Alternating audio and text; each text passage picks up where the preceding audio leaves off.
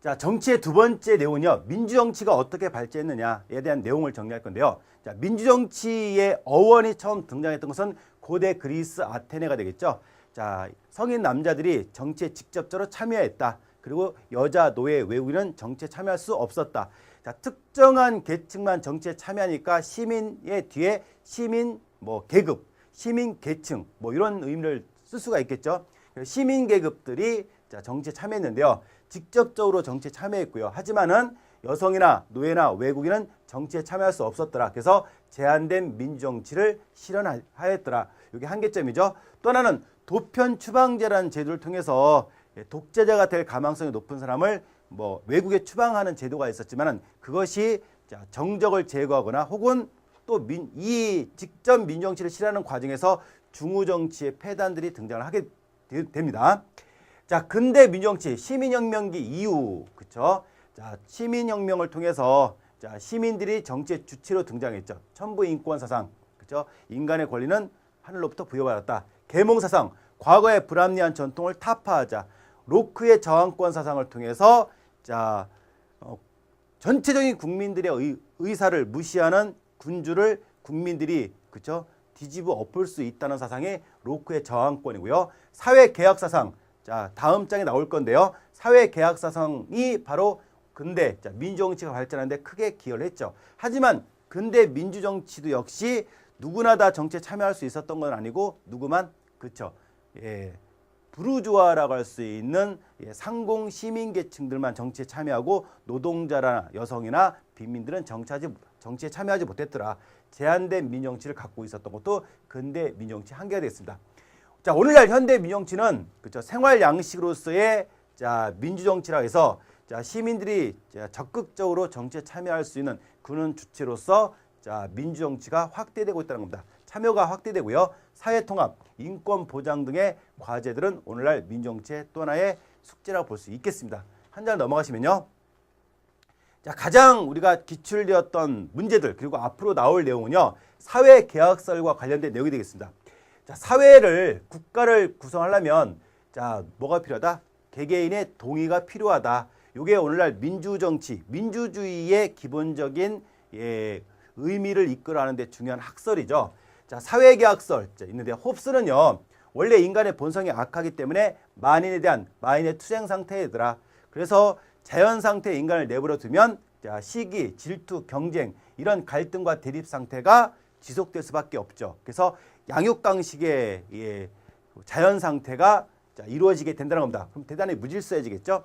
자, 그것을 해결하기 위해서는 뭐죠? 사회계약을 통해서 자, 그런 무질서를 해결해야 되는데 그러한 권력을 자, 누구에게? 절대 군주에게 양도하자. 그래서 절대 군주론을 옹호했던 사람이 바로 홉스입니다.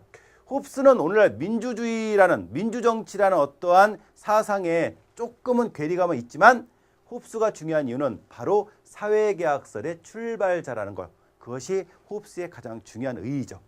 자, 두 번째 로크입니다. 로크는 인간을 자연 상태에 내버려 두면 선할 수도 있고 악할 수도 있다는 것이죠. 하지만 국가라는 체제가 등장하게 되면 오히려 그쵸 선한 행동을 더 이끌어갈 수 있는 그런 능력이 발휘가 되더라. 자, 그래서 로크는 일부는 치안, 국방, 외교는 국왕에게 맡기고 군주에게 맡기고 나머지는 개인에게 주면 사회 질서가 잘 이끌어갈 수 있다라고 생각한 겁니다. 그래서 사회 구성원들이 서로 계약을 맺어서 자, 치안, 국방, 외교 같은 것들은 일부 군주에게 이양하고 나머지는 개인에게 맡기자라고 주장하죠. 그래서 자연권의 일부 신탁이란 말은 그쵸 군주에게 일정 정도를 신탁하고 만약에 자연권을 침해하는 군주가 생기면 정부가 생기면 저항권 뒤집어 엎자라고 주장한 것이 로크의 사상이죠. 그래서 입헌 군주제를 일부 옹호했던 사람이 로크입니다. 루소는 자연 상태의 인간을 내버려 두면 인간은 원래 선한 행동을 하고 있기 때문에 자, 국가 혹은 사회 계약이 필요하지 않다라는 전제 조건을 깔 수가 있겠죠. 하지만 국가라든가 사회가 구성이 되면 없는 것보다는 더 훨씬 더 낫다는 것이 루소의 사상이죠. 그래서 자, 기본적인 것들은 개인의 일반 의지에 자, 맡기고 그러니까 국민들이 직접적으로 주인이 돼서 정치에 참여하는 것이 가장 이상적이다라고 루소는 얘기한 것이죠. 그래서 호흡스, 로크, 루스의 사회계약설과 관련된 내용들이 자, 지문으로 가장 잘 나올 수 있는 내용이기 때문에 잘 여러분들 정리를 해 놓고 나가셔야 되겠습니다. 자, 넘어가시면요. 자, 정치 권력과 법치주의가 있는데요. 자, 중요한 건 법치주의가 형식적 법치주의와 실질적 법치주의로 나누고 있더라.